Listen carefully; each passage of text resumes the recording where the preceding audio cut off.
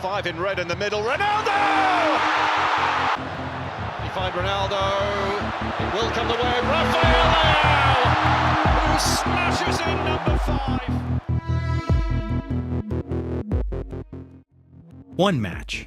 That was all it took for people to start doubting Portugal. A frustrating 1-1 draw against DR Congo wasn't the World Cup debut anyone expected. The performance looked flat. The attack lacked rhythm. Questions immediately resurfaced about Cristiano Ronaldo's age, Roberto Martinez's decisions, and whether this generation could finally live up to its enormous potential. For a moment, Portugal looked like another talented team destined to disappoint. 5 goals against Uzbekistan. A disciplined defensive display against Colombia. Qualification for the knockout stage. And perhaps most importantly, a growing feeling that Portugal had finally found its identity, not because they suddenly became unbeatable, but because they stopped trying to be spectacular every minute of every game. Instead, they became something even more dangerous. A complete team. That's what makes Portugal so fascinating heading into the knockout rounds. They're not dominating the headlines like France. They're not carrying the pressure that follows Brazil. And they don't generate the same constant discussion as England. Instead, they've quietly become the team nobody seems excited to face, because preparing for Portugal is becoming almost impossible.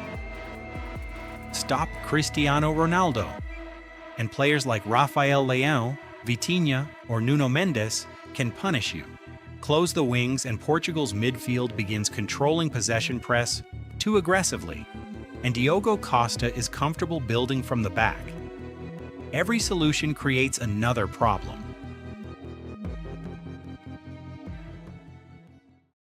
What's even more interesting is that this isn't the Portugal many people expected before the tournament began. The conversation leading into the World Cup centered almost entirely on one man, Cristiano Ronaldo.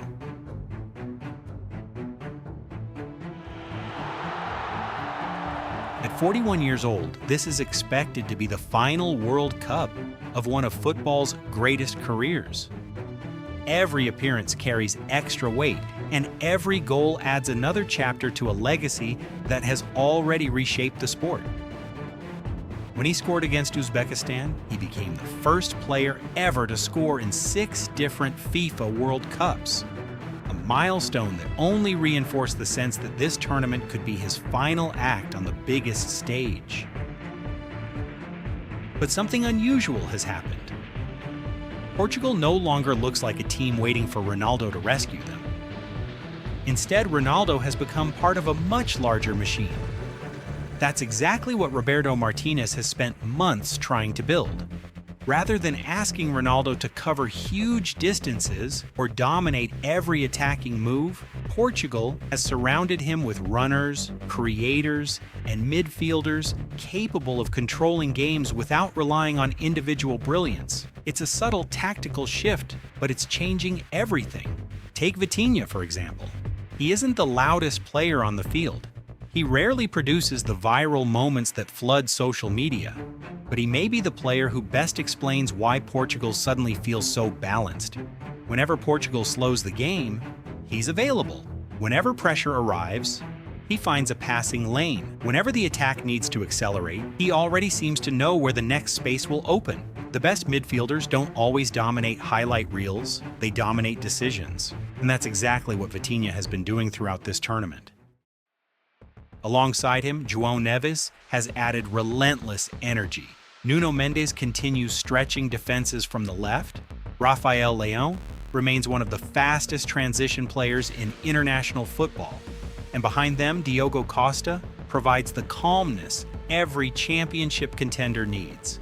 None of these players individually carries the spotlight Ronaldo has lived under for 2 decades. Together, though, they're creating something much more difficult to stop, a Portugal that no longer depends on one superstar, a Portugal that attacks in waves. And that's exactly why opponents are starting to pay attention. If Portugal has looked more complete with every match, does that mean they're suddenly favorites to win the World Cup? Not quite, because every serious contender still has flaws, and Portugal's biggest one could become impossible to hide. once the knockout stage begins. Against organized, low defensive blocks, Portugal can still become predictable. The movement remains intelligent. The possession is patient. But patience isn't always enough. Sometimes it becomes hesitation against teams that defend with 10 men behind the ball. Portugal occasionally slows the game so much that the final pass becomes easier to anticipate. That wasn't a major problem during the group stage. Against the world's elite, it could be. Knockout football is completely different. There are no second chances, no opportunity to recover 3 days later. One mistake, one counterattack, one missed chance. That's all it takes. We've seen incredible national teams leave the World Cup after dominating possession for 90 minutes. Portugal knows that better than most. For years, they've been talented enough to compete with anyone. The question has never been talent. It's been execution when the pressure is at its highest. And now that pressure is only getting heavier. Portugal's first knockout opponent couldn't be more different from Uzbekistan. Croatia won't panic. They won't chase the game unnecessarily. They've built their reputation on discipline, patience, and experience in tournament football. They know how to frustrate opponents, they know how to slow the tempo, and perhaps most importantly, they know how to survive. That's exactly why this match feels so important. Not because Croatia is the strongest team left in the tournament, but because they'll force Portugal to answer questions that the group stage never fully asked. Can Portugal stay patient if they don't score early? Can they break down an organized defense? Can they control their emotions if the match goes deep into the second half? Those are the moments that separate contenders from champions. For almost 2 decades, Portugal's identity was simple: Cristiano Ronaldo. Everything revolved around him. Every headline, every celebration, every disappointment. But this World Cup feels different, not because Ronaldo has become less important, because everyone around him has become more important.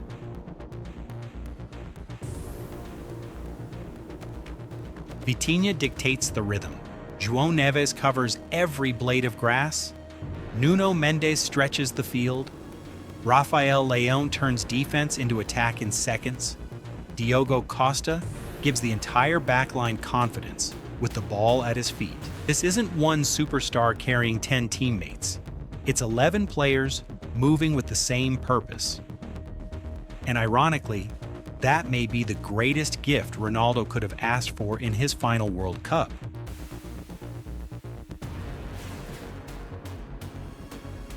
Every World Cup creates stories that go beyond the football itself. This year has been no different. Ronaldo's widely shared photo with President Donald Trump before the tournament became one of the most talked about images on social media. Then came another online discussion. Fans began sharing the latest cover of The Economist, pointing out that it featured a footballer in a red kit striking a ball. Some believed it was a symbolic hint toward Portugal. Others dismissed it as nothing more than coincidence. And to be clear, there is absolutely no evidence that the cover was intended to predict the outcome of the World Cup. But football has always thrived on mythology. Supporters love finding patterns, connecting moments, building narratives. Because the World Cup has never been just about tactics, it's also about belief. Not because Portugal is unbeatable, they're not. Not because they have Cristiano Ronaldo. As incredible as he still is, this team is much bigger than one player. Nobody wants to face Portugal because they're becoming harder to solve with every match. If you press them, they play through you. If you defend deep, they'll patiently wait for the opening. If you focus entirely on Ronaldo, someone else steps forward. And perhaps most importantly, Portugal no longer looks like a team searching for an identity. They found one. Maybe Portugal won't lift the World Cup trophy. History tells us that nothing in knockout football is guaranteed. One bad night can erase an entire tournament.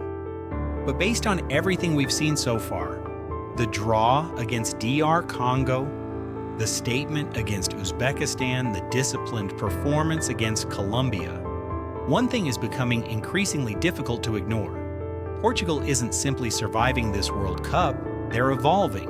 match by match, round by round, into exactly the kind of team nobody wants standing on the other side of the tunnel. So now the question belongs to you. Has Portugal shown enough to convince you they can go all the way? Or is there still one obstacle they haven't proven they can overcome? Let us know in the comments, because the next 90 minutes might define the legacy of Cristiano Ronaldo's final World Cup, and they might define Portugal's future as well.